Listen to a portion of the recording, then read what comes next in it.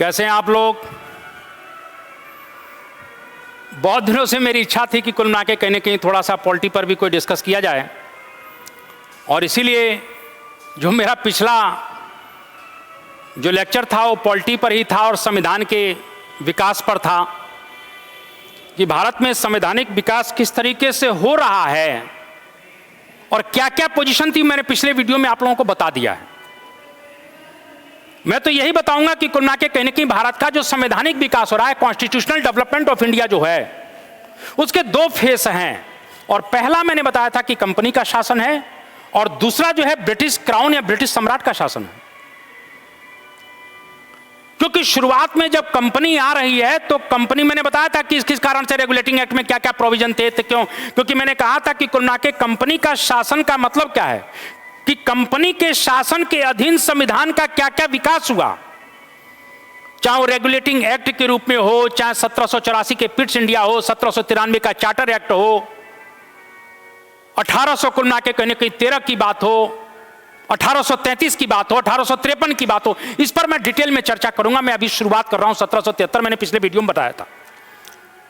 मैंने यह भी कहा था कि कुल मिला के कहीं क्यों रेगुलेटिंग एक्ट आया, उसके प्रोविजन क्या थे, उसकी कमियां क्या थी, और उस कमियों को बहुत कुछ हद तक 1781 के अमेंडमेंट एक्ट में दूर करने का प्रयास किया गया था, लेकिन फिर भी कुछ कमियां रह गई थी। और दूसरा फेस मैंने कहा था कि कुल मिला के 1858 से लेकर 1947 तक ये ब्रिटिश सरकार यानी ब्रिटिश सम्राट के अधीन जो कुल मिला के कॉन्स्टिट्यूशनल डेवलपमेंट होगा वो एक अलग फेस है। अभी हम कंपनी के अधीन क्या क्या डेवलपमेंट हो रहा है उसकी चर्चा कर रहे हैं, लेकिन कंपनी के अधीन रहते हुए भी ब्रिटिश सरकार उस पर कुल मिला के हावी है। यह नहीं है कि कंपनी बना दे रही है, सरकार ही कुल मिला के बना रही है। इसको इंप्लीमेंट करने का काम यहां कंपनी कर रही है। इस बात को ध्यान रखिएगा। रेगुलेटिंग एक्ट सरकार बना रही है, ब्रिटिश सरकार, इंप्लीमेंट कंपनी कर रही है। पिट्स इंडिया एक्ट सरकार बनाएगी, इंप्लीमेंट यहां पर होगा। अभी मैं बताने वाला हूं इन सब चीजों को। तो कंपनी के अधीन कुल मिला के कौन कौन से एक्ट आए उसकी मैंने यहां पर आपको चर्चा करूंगा, और डायरेक्ट ब्रिटिश सम्राट के अधीन जब सत्ता आएगी तो कौन कौन से एक्ट आएंगे उसकी चर्चा मैं करूंगा। और 1773 का रेगुलेटिंग एक्ट मैंने आपको बताया था, उसके बाद मैंने आपको बताया था 1781 का संशोधन एक्ट क्या है। लेकिन आज मैं कुल मिला के पिट्स इंडिया एक्ट के ऊपर आना चाहता हूं। लेकिन 1784 के पिट्स इंडिया एक्ट से पहले अगर बात करें तो 1783 में ही कुल मिला के कहीं ना कहीं वहां पर ब्रिटेन में पार्लियामेंट में भारत को लेकर एक बिल आ चुका है, एक विधेयक आ चुका है, ईस्ट इंडिया बिल। और वो लाने वाले वहां के प्रधानमंत्री हैं जिनका नाम है जॉन फॉक्स। जॉन फॉक्स और लॉर्ड नॉर्थ की कुल मिला के कहीं ना कहीं वहां गठबंधन की सरकार है। ब्रिटेन में जॉन फॉक्स और लॉर्ड नॉर्थ की कुल मिला के गठबंधन की सरकार है।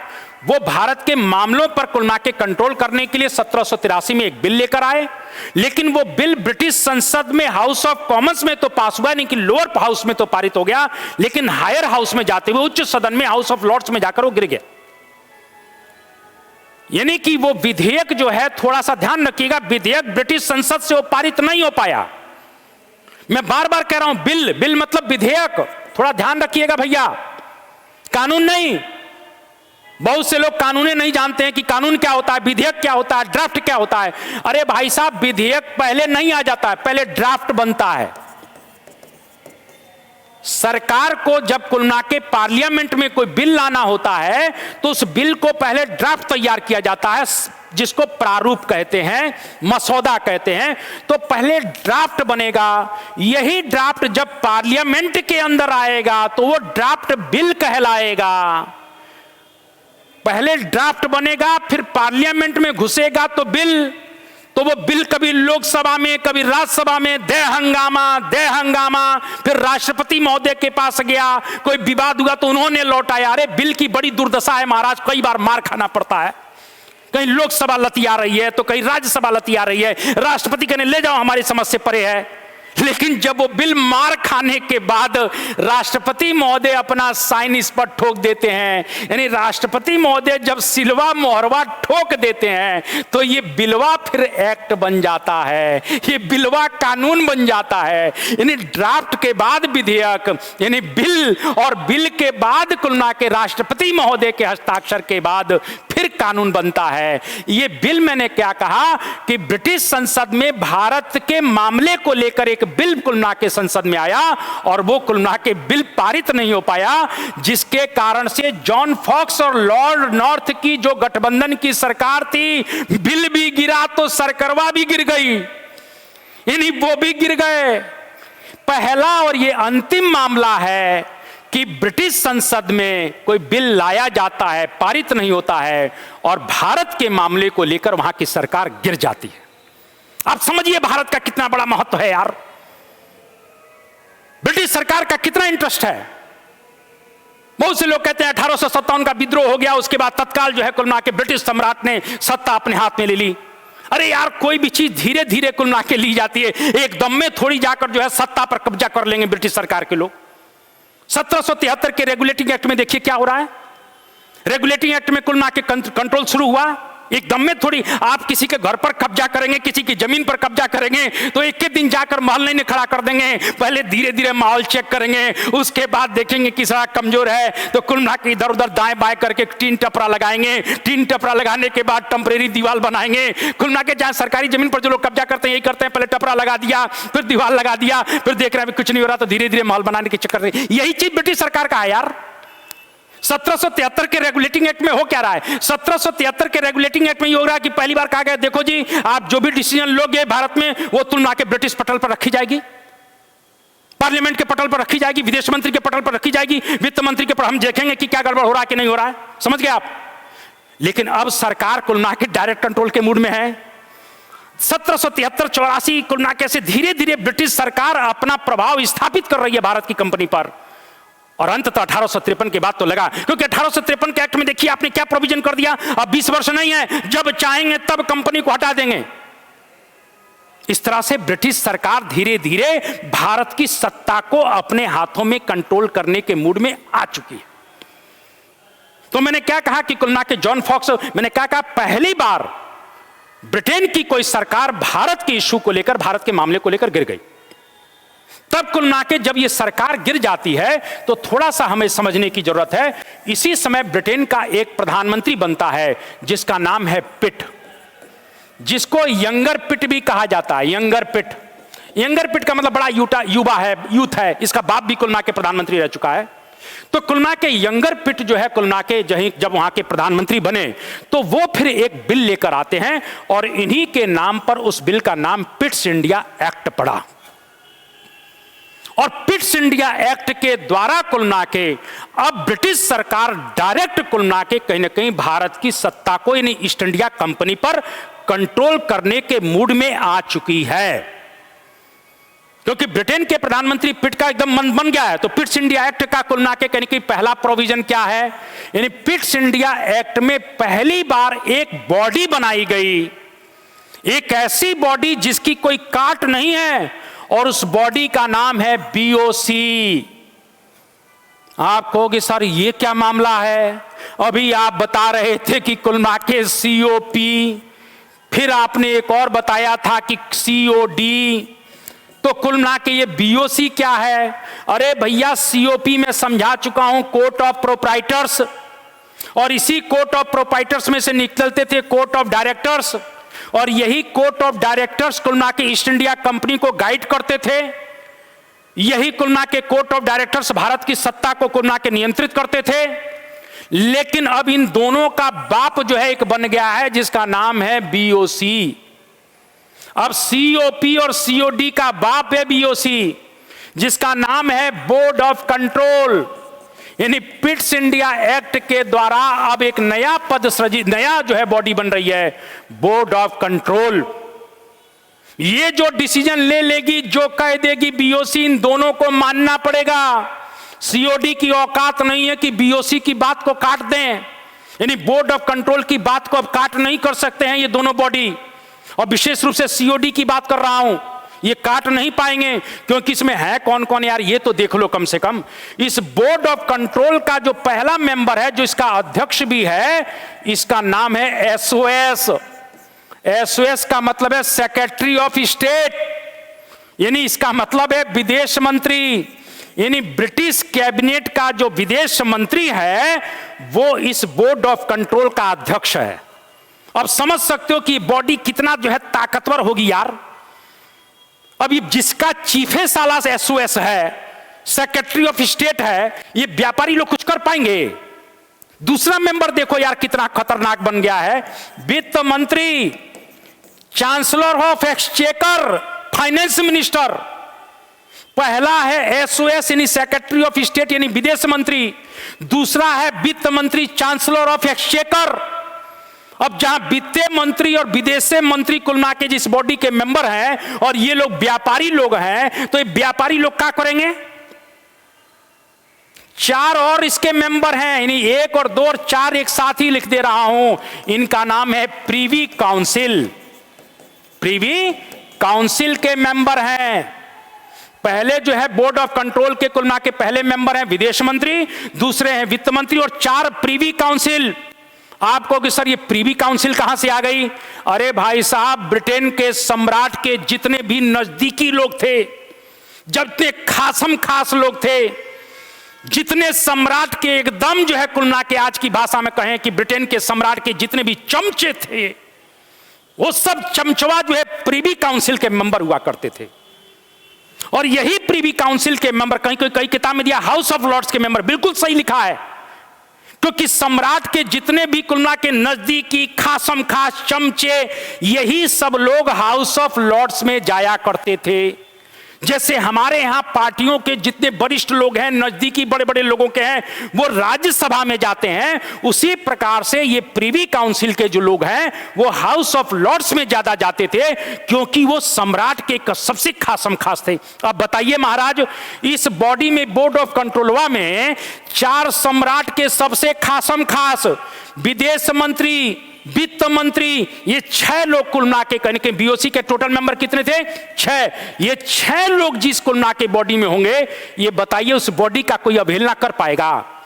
उस बॉडी के कोई आदेश मानने से मना कर देगा? बीओसी जैसे ही कुल मिला के भारत में कहती थी, गवर्नर जनरल ये हमारा ऑर्डर मानो, जी साहब, सीओडी नहीं बोल पाते थे, कोर्ट ऑफ डायरेक्टर्स नहीं बोल पाते थे, सब बीओसी की चल रही है। बोर्ड ऑफ कंट्रोल कुल मिला के कहने के super power authority of India, क्या गजब की चीज है यार।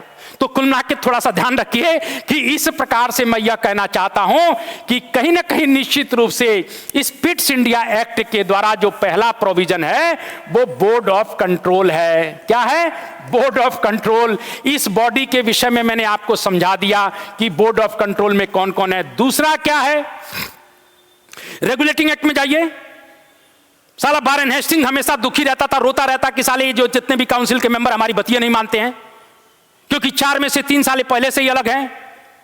फिलिप फ्रांसिस, मॉनसन और क्लेवरिंग ये कहते थे साले तुम्हारी बात नहीं कहेंगे, तुम कहोगे पूरब जाएंगे तो हम पश्चिम जाएंगे। वारेन हेस्टिंग बेचारा बारबेल को लेकर रोता रहता था कि करें तो करें क्या यार, इनकी बात ही नहीं। तो गवर्नर जनरल बड़ा दुखी था, इसलिए 1784 के पिट्स इंडिया एक्ट में किया गया कि नहीं यार, गवर्नर जनरल को भी थोड़ा सा पावर बढ़ाया जाए। तो अब गवर्नर जनरल की जो काउंसिल होती थी उसमें 4 की जगह 3 मेंबर कर दिए गए। और 4 मेंबर नहीं रहेंगे, अब 3 होंगे। अब 3 होंगे तो गवर्नर जनरल में यार गट्स होगा तो एक भी अपने पक्ष में कर लेगा तो अपना ऑर्डर मनवा लेगा। और इस 3 मेंबर में कुल मिला के एक जो है सेनापति, मुख्य सेनापति का पद भी साला सृजित किया गया है। इस पिट्स इंडिया एक्ट में पहली बार सेनापति का पद लाया गया। अब सेनापति का पद काहे ला रहे हो भैया? तुम तो व्यापार करने आए थे। नहीं, ब्रिटिश सरकार को अब लग रहा है कि यार यहां साम्राज्य विस्तार भी होना चाहिए, तो साम्राज्य विस्तार चाहिए तो सेना चाहिए, और सेना के लिए सेनापति चाहिए। तो इस प्रकार से गवर्नर जनरल की जो 3 बोर्ड लोगों की काउंसिल थी उसमें एक मुख्य सेनापति भी होता था, और इस तरह से गवर्नर जनरल जो अब रो रहा था उसमें से एक को भी अपने पक्ष में कर लेता था, तो अपनी बात को मनवा लेता था। यानी रेगुलेटिंग एक्ट की एक कमी को दूर किया गया। दूसरा, मुख्य सेनापति का पद भी सृजित किया गया उसी बॉडी में से। और तीसरी बात आपको मैंने क्या कहा कि गवर्नर जनरल और उसकी काउंसिल के अंडर में मद्रास और बंबई के गवर्नर तो हैं, लेकिन कुछ मामलों में वो स्वतंत्र भी हैं। आप इसका एग्जाम्पल मैं देना चाहता हूं, थोड़ा ध्यान रखिए कि जब कुल मिला के मुंबई का गवर्नर था और मुंबई की सरकार थी, ये कलकत्ता में वॉरेन हेस्टिंग गवर्नर जनरल थे, ये मद्रास में गवर्नर हैं। आप प्रथम आंग्ल मराठा युद्ध पढ़ लीजिए जो 1775 से 82 तक हुआ था। कुल मिला के इन लोगों ने, बंबई की सरकार ने बिना इससे अनुमति लिए और अंत तक कुल मिला के सूरत की संधि मराठों से कर ली थी, रघुनाथ राव से कर ली थी। ये गया बेचारा, इसने कहा कि देखो बंबई के गवर्नर साहब तुम गलती कर रहे हो, तुम ऐसा नहीं कर सकते हो। इसीलिए उसने सूरत की संधि को वॉरेन हेस्टिंग्स ने अमान्य कर दिया और तत्काल कुल मिला के पूना से उसने एक नई संधि कर ली, पुरंदर की संधि।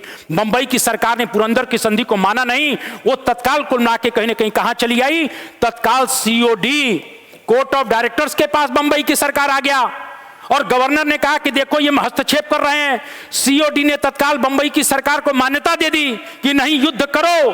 आप समझ सकते हो अभी भी बहुत से मामलों में बंबई की सरकार और मद्रास की सरकार स्वतंत्र है। मैं मान सकता हूं कि गवर्नर जनरल है, सुप्रीमो है, बहुत से मामलों में उसका इंटरफियर है, लेकिन अभी भी पूर्ण नियंत्रण नहीं है। इस कमी को दूर करने के लिए पहली बार मद्रास और बंबई के गवर्नर को पूर्ण रूप से कलकत्ता के गवर्नर जनरल के नियंत्रण में कर दिया गया।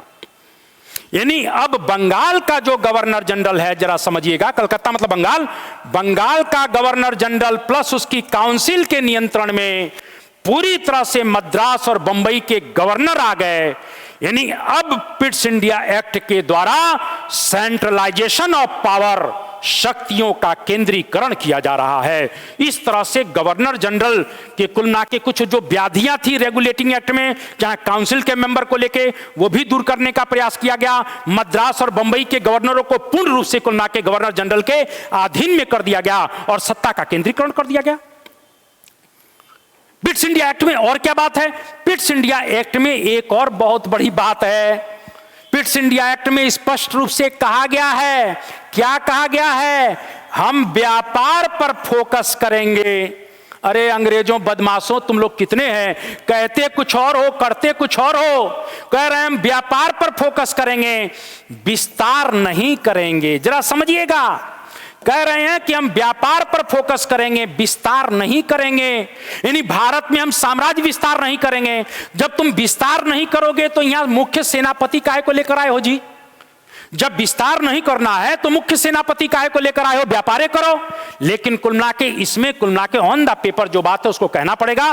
पिट्स इंडिया एक्ट में कुल मिला के ब्रिटिश सरकार की मंशा है कि हम व्यापार करेंगे, हम विस्तार नहीं करेंगे।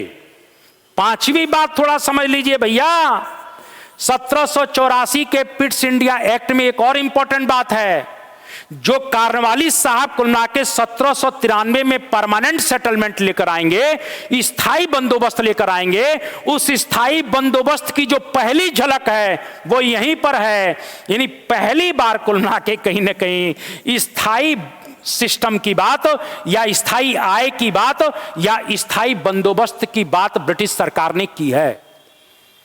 ब्रिटिश सरकार ने यहां के गवर्नर जनरल और उसकी काउंसिल को कहा कि सुनो, पैसा जो है बराबर भेजो और कुल मिला के एकदम फिक्स भेजो। कभी 10 रुपया भेज देते हो, कभी 50 रुपया भेज देते हो, कभी भेजते ही नहीं हो, ऐसे नहीं चलेगा। यानी पहली बार ब्रिटिश सरकार ने यहां के गवर्नर जनरल को स्पष्ट कह दिया कि जो भी हमारे पास आमदनी आएगी वो फिक्स होनी चाहिए, यानी स्थायी होनी चाहिए। इस प्रकार से पिट्स इंडिया एक्ट में स्थायी आमदनी की बात की गई है। तो स्थायी आमदनी तो तभी होगी ना जब यहां बंदोबस्त भी स्थायी होगा। यानी पहली बार पिट्स इंडिया एक्ट में स्थायी बंदोबस्त की बात की जा रही है। क्लियर? पांचवी बात, जो छठवीं बात है, वो सबसे खतरनाक है यार। आप जरा समझिए 1784 तक क्या क्या हो गया है। बंगाल इनके कब्जे में आ चुका है, आया है कि नहीं आया है, और क्या आ गया है। 1775 से 82 के बीच में प्रथम एंग्लो मराठा वॉर हो चुका है। अवध पर भी कुल मिला के बहुत से कुल मिला के इनडायरेक्ट रूप से कंट्रोल इनका हो चुका है। मराठों पर भी धीरे धीरे इनका प्रभाव बढ़ रहा है। तो जो भी कंपनी यहां पर क्षेत्र जीत रही है, आप समझिए, जो भी कंपनी क्षेत्र जीत रही है उसका नाम रखा गया है भारत में कंपनी के क्षेत्र, इंडियन टेरिटरी ऑफ इंडिया। ये ध्यान रखिए, sorry, Indian territory of east India company. यानी ईस्ट इंडिया कंपनी के भारतीय क्षेत्र।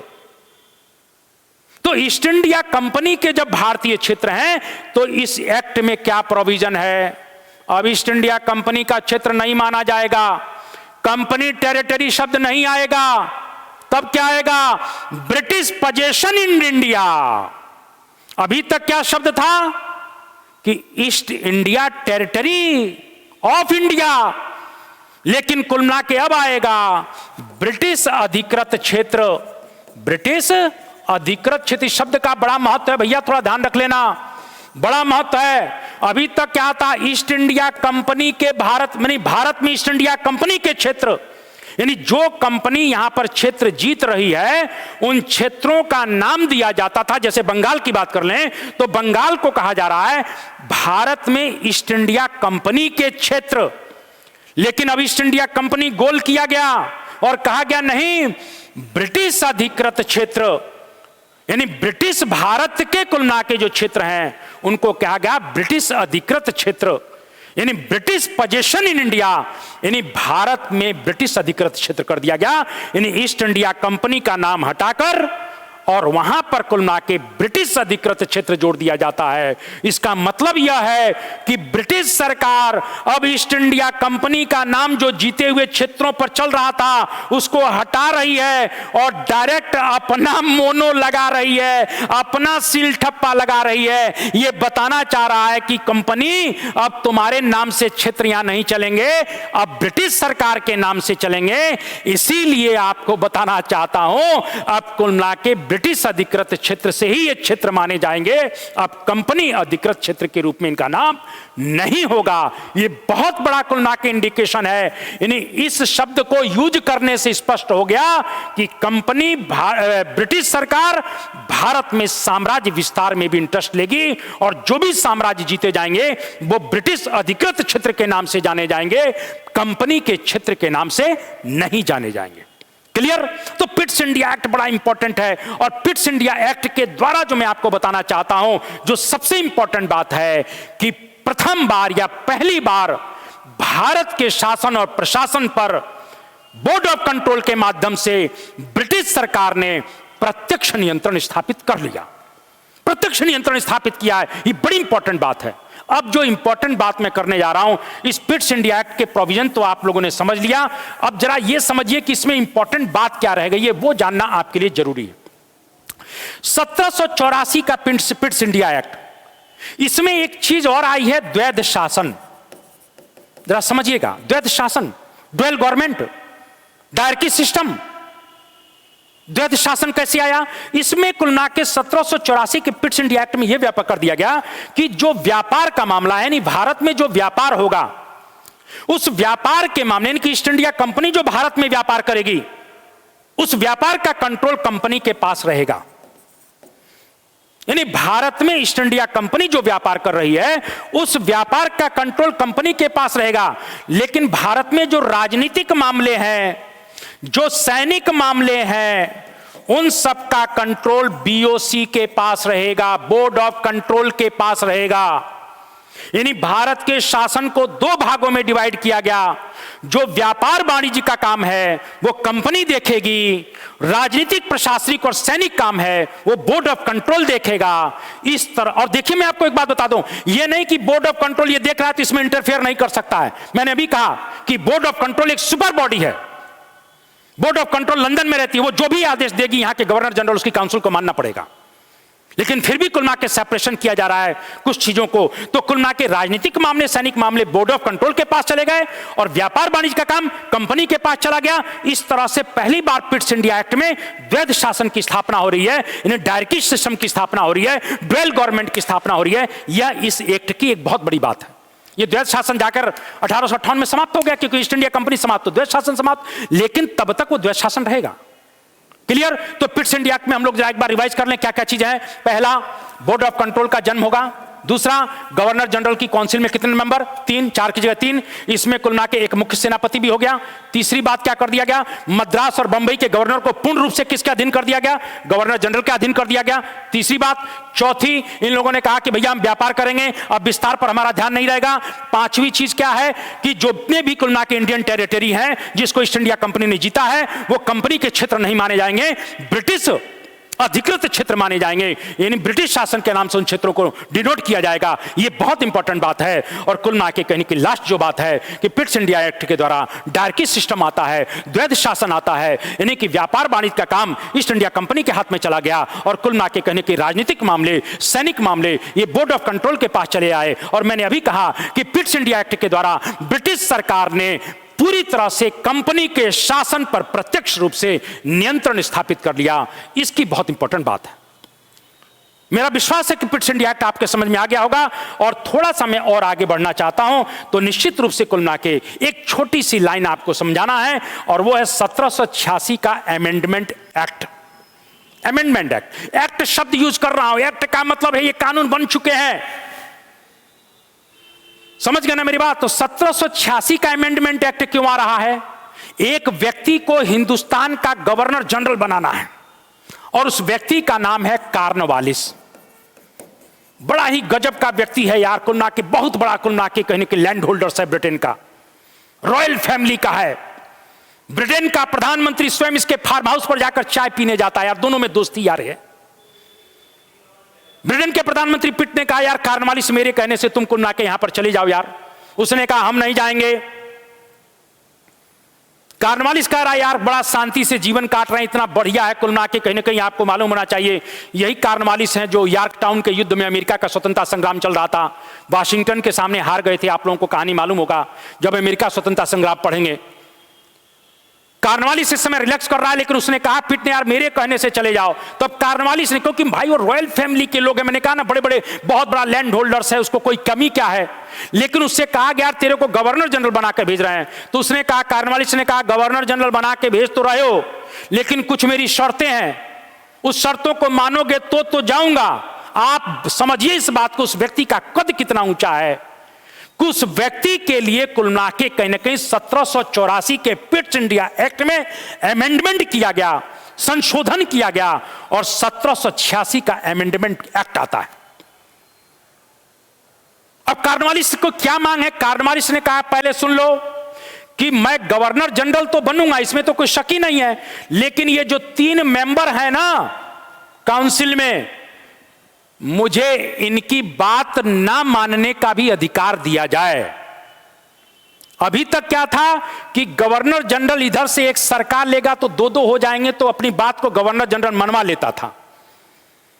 लेकिन उसने कहा कि देखो मैं किसी के ऊपर आश्रित नहीं रहूंगा, गवर्नर जनरल को यह राइट मिलना चाहिए कि वो विशेष परिस्थितियों में या उसको लगे तो काउंसिल के निर्णयों के खिलाफ भी वो निर्णय लेने के लिए स्वतंत्र हो, या दूसरी भाषा में कहें तो अपनी काउंसिल के डिसीजन के खिलाफ भी वो वीटो कर सके। ये राइट्स मुझको चाहिए, यानी कि मैं वहां काम करूंगा तो अपने हिसाब से करूंगा, अपने निर्णय को करूंगा, मैं अपने निर्णय के लिए किसी के ऊपर आश्रित नहीं रहूंगा। पिट ने कहा यार तूने तो बड़ा खतरनाक चीज मांग लिया, लेकिन चल कुल मिला के कहीं ना कहीं इस बात को मैं सोचूंगा और करूंगा। तो कॉर्नवालिस को लाने के लिए पहली बार यह डिसीजन आता है कि गवर्नर जनरल अपनी काउंसिल के निर्णयों के खिलाफ भी निर्णय ले सकता था, यानी वीटो करके कुल मिला के वो अपने डिसीजन को लागू कर सकता था। कॉर्नवालिस आए तो कुल मिला के कहीं ना कहीं उन्होंने कह दिया कि काउंसिल के निर्णय अलग हैं और मेरे डिसीजन और काउंसिल के डिसीजन टकराएंगे तो मेरे डिसीजन माना जाएगा, मैं काउंसिल के डिसीजन को वीटो करके अपना डिसीजन लागू करूंगा। ये पावर दिया गया। पिट ने कहा दूंगा, लेकिन उसने कहा कॉर्नवालिस ने यार सुन यार पिट, एक कहीं से थोड़ी होगा। उसने कहा और कम मांग रहा है यार, हो तो गया। बोले नहीं, ये साला जो मुख्य सेनापति है ना, ये मुख्य सेनापति के पास तो सेना है, तो सेना उसके पास रहेगी तो हमारी इच्छा कुल मिला के कहीं साम्राज्य खड़ा करना है, कहीं सेना भेजना है, तो अब हम सेनापति को कुल मिला के फोन करेंगे, सेनापति जी जरा देख लेना है। कॉर्नवालिस ने कहा कि मुख्य सेनापति का कुल मिला के पावर भी हमारे पास होना चाहिए।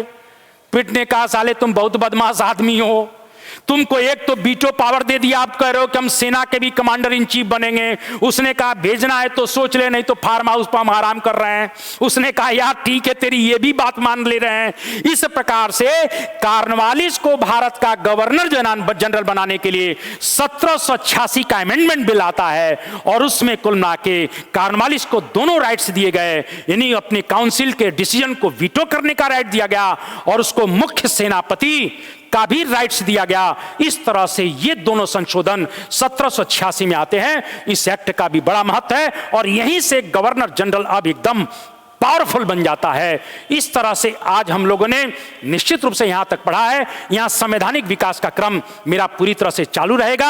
आप लोग पूरी तरह से परिश्रम करिए, क्योंकि मेरा मानना है बाबू, संसार में परिश्रम का कोई भी विकल्प नहीं है। रसरी आवत जात है, सिल पर होत निशान, करत करत अभ्यास के जड़मत होत सुजान।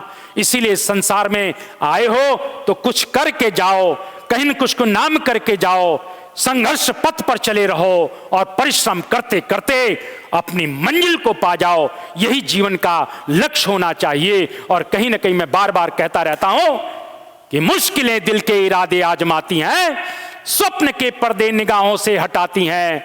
हौसला मत हार, गिर करो मुसाफिर, ठोकरें इंसान को चलना सिखाती हैं। महज हंगामा खड़ा करना मेरा मकसद नहीं, महज हंगामा खड़ा करना मेरा मकसद नहीं। मेरा मकसद है ये सूरत बदलनी चाहिए। मेरे दिल में हो चाहे तेरे दिल में ही सही हो, कहीं भी आग इसे जलती रहनी चाहिए। आग जलाते रहो, परिश्रम करते रहो और मंजिल तक जरूर पहुंचोगे। इन्हीं शब्दों के साथ मैं अपनी वाणी को विराम देता हूं। जय हिंद, वंदे मातरम, भारत माता की जय। आप सब लोगों को मेरा प्रणाम।